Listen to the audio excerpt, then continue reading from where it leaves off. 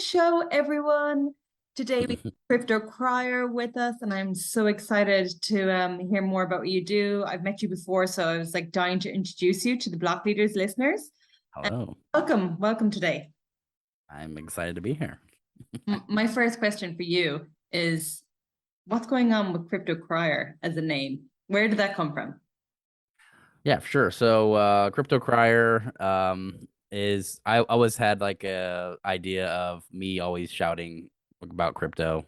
So the town crier, the person, dressed up in the regal outfit or whatever, yelling at people on the street was appealing to me. So Crypto Crier instead of town crier kind of stuck.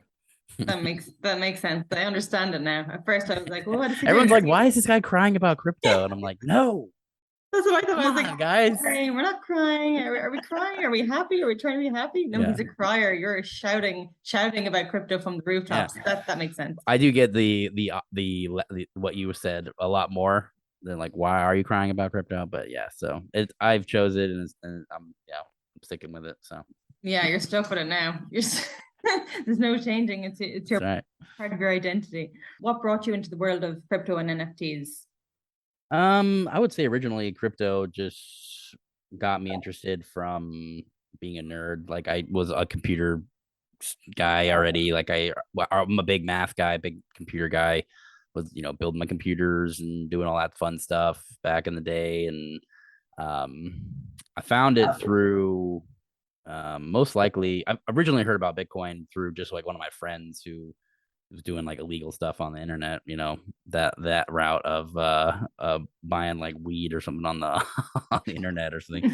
And when he told me about it, I was like, oh, that's cool. And then I was like, wow, this is really cool. Like, I don't care about you buying weed on the internet. I'm caring about this thing that you're transferring to other people. Like, that's nuts. Like, you're sending this money to somebody, I don't know, they're in like the Sudan or I don't know, it was some crazy location where they were getting it sent from. So I was like, how long did it take to send? He's like, I don't know. I just sent it. It cost me, it was like 28 cents a piece for Bitcoin at the time. My thought process there was, oh, this is super cool. I'm going to put a little bit of money into it.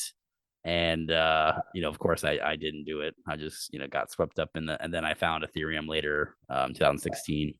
It's always just been as soon as I ever found it, it was always just been a passion of mine. I really enjoy the ability to convert and send money super fast, just how people enjoyed sending email when email first came out. It's a revolution that is going to happen on a larger scale, I think. Yeah, it's completely changed how we interact and I mean, it's definitely made me more financially conscious and conscious of money in general and learning about Yeah. what it is. And before it was kind of hidden from you. It was like, Yeah. don't go there. That's, Yeah. someone else's Don't. business. And even your own money when you're getting paid for your job. Yeah. Like, don't go there. Don't deal with that. Someone else will deal with that side of things. Yeah, you got a banker who can handle that. You got like this just empowers people to actually be in control of their own financial success. And ever since I found it, it's been life changing for me. I've been able to, like we talked about previously, but me and my wife and my two kids, we do this full time, and I get to enjoy spending time with them, and it's a much more like I do work a lot just because I enjoy it. I do a lot of things with the company I work for, non-fungible, but it's more about just I get a lot of free time whenever I want, and we can go do whatever we want. We went on a couple vacations this summer. It wasn't, I know, in my previous job I was a chiropractor. I am still a chiropractor, but it's not something that would have never been able to happen. As a chiropractor, you're there all the time, more so because people need you and like that stuff. But now I can use pretty much like what I know to help empower more people. I feel like because as a chiropractor, you can only affect so many people in your general area. And realistically, I think this is something over. At the end of the day, it's something that people haven't really seen yet, but I think it will be a large scale kind of change. Well, the current status quo of everyone's poor except for these 10 people will change. Oh yeah, which would be amazing, when you don't have that Yeah. divide anymore. And so what about the non-fungible network? I'm really curious about it. I want to learn more about it, of course. Can you sum it up for us and tell us Yeah, for sure. So non-refundable is just a network, is just a company we started about a year ago now. Like 5 days will be a year, but we just came Oh, together happy as a. anniversary in 5 That's days. right.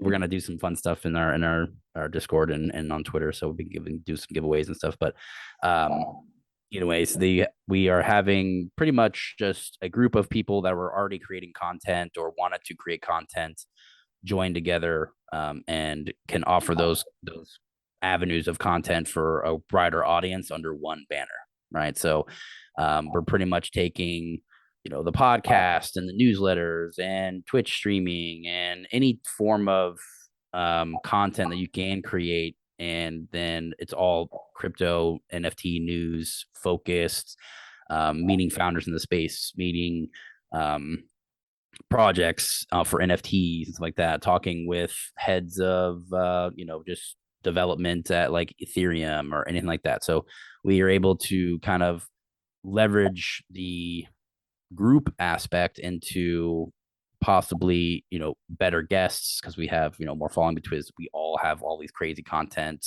avenues, right? So that was our entire goal, and it's been going very well so far. I love it. I love the whole concept, the whole idea behind it. I mean, as a fellow content producer, as someone that enjoys creating content and writing content, do you feel like quality content is undervalued in Web3?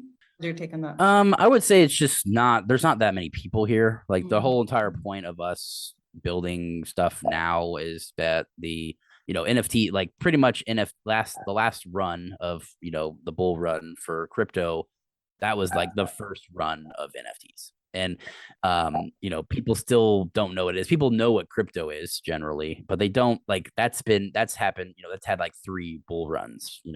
They're like it's like a 4-year cycle. Crypto's had its ups and downs. It's been on the news before. People know about it. But with NFTs, people are still just like, what is this? But we've actually seen the power of NFTs this cycle, because all of these companies that had never been interested in crypto are now interested in NFTs, because they offer a different revenue stream than they had previously. We see like Nike coming in. They made like $185 million on their NFTs this cycle or whatever. So you see that they're able to you know leverage the technology, and the enjoyment of NFTs is also, I think, reached a different audience. The people who were artistic and wanted, they're not there for the numbers and the finance. They're not there for that. They're there for the artwork and the enjoyment of art, slash community building, stuff like that. That's where NFTs really succeed, and it's targeting a completely different person, realistically. So that's the goal here is to kind of build a foundation of good and decent content that can be enjoyed, but at the same time we are understanding that these needs are going to be changing over the next couple of years, and we're trying to get as many of the newer listeners, like some of our podcasts are, we're kind of retooling a little bit to focus on more general topics. Like we have one called Nerd FT radio that me and I host with another non-refundable member, RSG. But it's more just been like a metaverse news. Like we're just updating people on this news happened, and we're trying to retool it to maybe more like, these are the games, not crypto related. Like these are the games, these are the comics, these are the shows that we're watching, and then trying to target non NFT people and gamers with our content, just by being entertaining or whatever. But then also kind of like spoon feeding in a little bit of Web3 mentality, or oh, did you see that was cool. So it's more of trying to target a broader audience, so we can get more people to actually understand what these are, what NFTs are, and what they can create. I love that. I'm gonna rob that line that you just said. I just latched onto it in my mind. It's laying the foundation. Laying Yeah. the foundation. So as content creators in this space, that's what I'm getting with you and with me and with Jill and with non-refundable network and Blockleaders and everything we're doing, is we're laying the foundations, but we're also very core parts of the education. you know. Yeah, 100%. Yeah. So I love that, and I'm hoping that it's monetized in the future, so I can pay my bills, do a lot more of it. But yeah. So you spoke about community and NFTs, and you're part of the Doodles community. I am a big doodle guy. Yeah. Very, very big community, very big following. So can you tell us a bit about that, and why you're so attached to it, and what the community is like, what it means to you? Yeah, for sure. So, me and my wife, we saw the doodle stuff. We really enjoyed them. We minted 5 doodles. You were able to mint 5 doodles if you were like whitelisted in their Discord at the time. But we kind of, one of our members, shout out to Benson, he got pretty much all of us into it. So we had about, a good 40, 50 members part of the doodles mint. So we were able to get a lot of doodles, and the reason that I really enjoyed them so much is because it wasn't the same status quo of you get your NFT, there's a roadmap, there's just we're gonna create these random things. Usually we're just giving you more NFTs, or they're just trying to kind of push the envelope a little bit, and you can see, and well, it's been reflected in how they've been handled so far, is most people in the NFT space actually kind of like, I feel like a lot of other like higher end projects are always bashing doodles. They're like, what, they're like, and it's just because we're just a different vibe, or I guess would say that we're definitely trying to bring a different type of content. They've gone the music route, so we don't know exactly what's going to be coming, but they've hired the CEO of Billboard. They have Pharrell coming on to their board of directors, and then they had Alex Ohanian come on for he's the founder of Reddit. So those 3 guys in particular are kind of help build the next little bit of what doodles will kind of entail. And while I love how we kind of started, it's the community of doodles. There's a ton of active community members.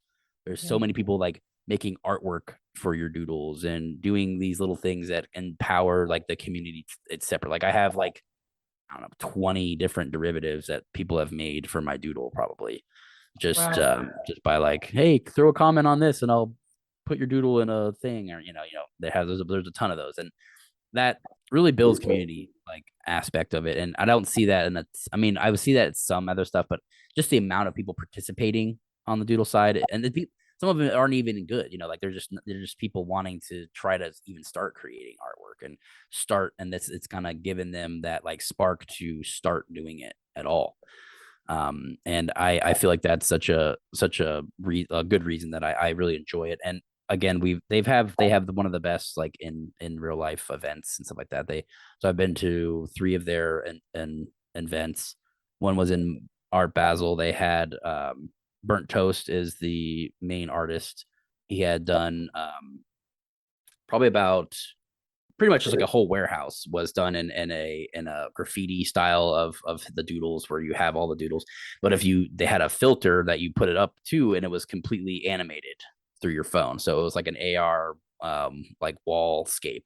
Wow. And that was super cool. They had a bunch of just really interesting people there. Like I met a ton of really cool people at that one. That was like the first event they ever threw. And the community aspect again is something that we as doodle holders own 2.5% of all collected royalties. So we get to decide what we do with those through our like DAO and Doodle Bank. So again, it's a even more so that you don't really see that in other collections. That the people in charge are making a ton of the calls, but we still get to kind of empower the community. It's more for community spending. Like, we can, like, one of the ones that are currently in discussion is one called the Wizzy Try Tournament. And all of the wizard doodles that have like the wizard hat created a DAO. So there's like 80 of them. And now they're creating like a tournament with like, how like a play on Harry Potter's wizard tournament, where you have to complete these things, and the top prizes are doodles and derivatives and money and stuff like that. But it's like they create that was all on their own stuff, and we voted to are we going to keep, or as doodles, are we going to allow this to come from our bank so that we fund the development of community growth? And yes, we will. So it's anyone can come that has a doodle can propose a idea, and bring it to the table, and if it's a good idea, it gets funded. If it doesn't, and I really like that mentality because we don't really see it in a ton of other projects, really. Amazing. It's like a circular economy within an NFT collection. Yeah, exactly. Like, the I, and the other thing that I thought was super cool is I've seen people that are creating their own companies with their doodle. Like there's one called like Eco Clean, and they do like all reusable plastics and get rid of all the plastics and stuff like that, and just do straight to consumer cleaning supplies. But that has like the doodle as the brand name. There's the coffee dudes. They like roast coffee and stuff like that. They were showcased at the South by Southwest event. So like all the coffee doodle heads bounded together and made a like coffee company. And it's really, I mean, it was like extremely good coffee, and they wanted to do like traveling pop-ups. You go to like rent out a store, have a pop-up in like large cities to sell the dude's coffee, and they had like how like people put like designs on the foam or whatever. Like when you got they had your doodle printed on the specific coffee, like in the foam and stuff like that. I thought it was just like something you don't really see, or it's really really cool.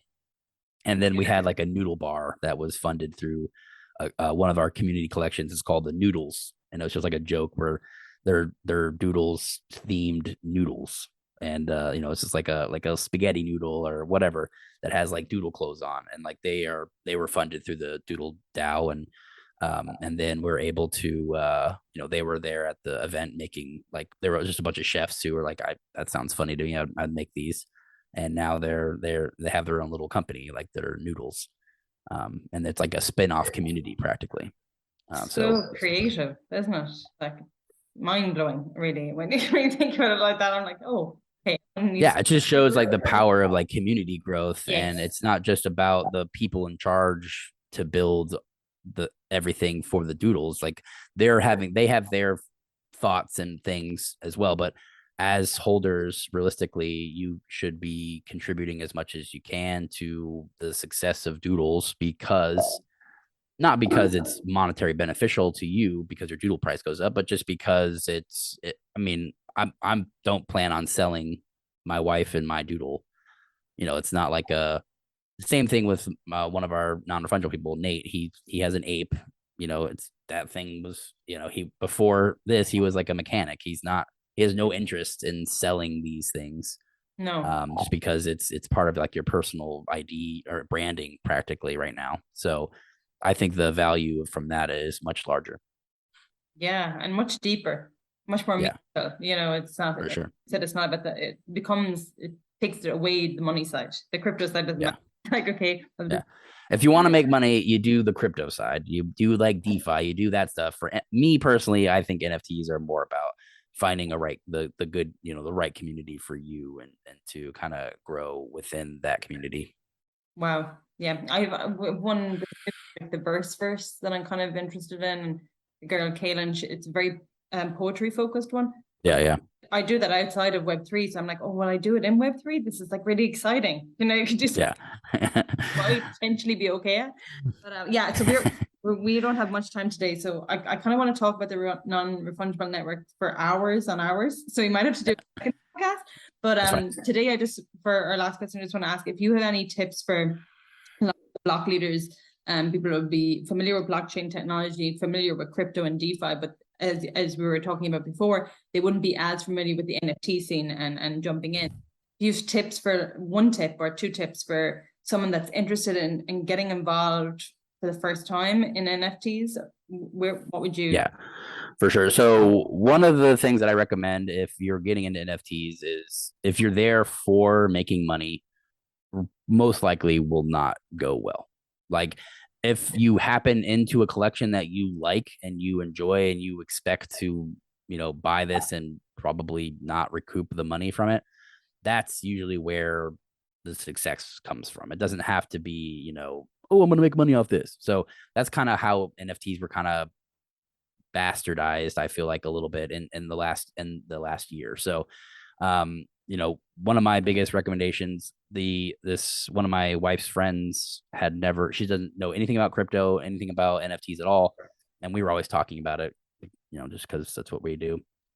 And she started looking into it and she's like, well, I found this collection of NFT pizzas and it's part of like a Food Network chef, and you get to like talk to him and get like special recipes. And you know, she's like, I'm a chef and I really enjoyed that.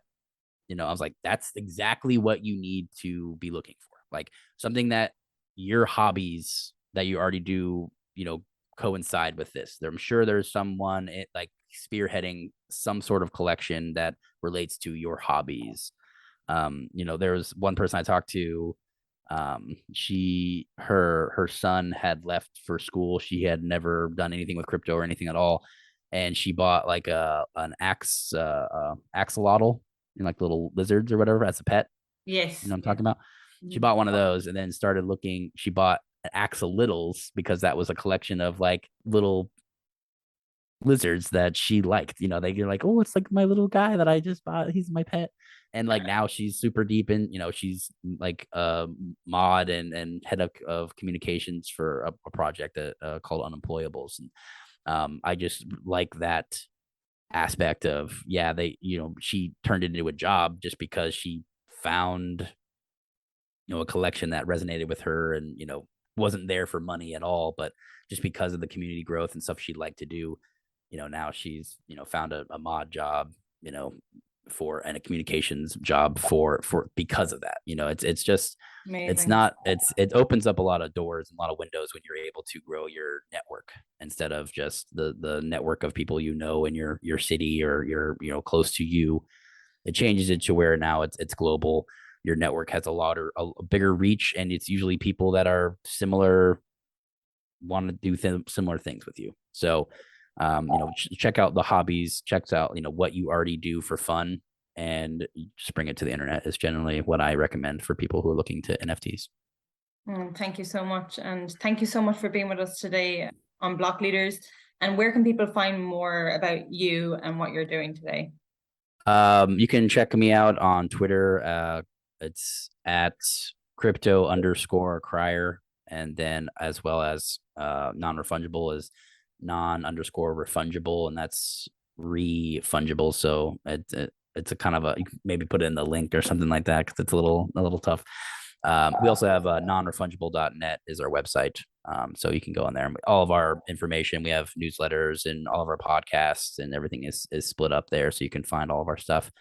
Like I said, we have 7 podcasts, soon to be like 11 coming out we have about 2 or 3 coming out in the next month. So interesting stuff there. Wow, we need to grow. I'll tell you. Thanks so much. Come on in. Water's warm. We're joining. Okay, well, we'll catch you next time, guys. And this podcast is going to be out next week, and we're looking forward to showing it and sharing it with everyone. Thank you so much. Awesome. Thanks.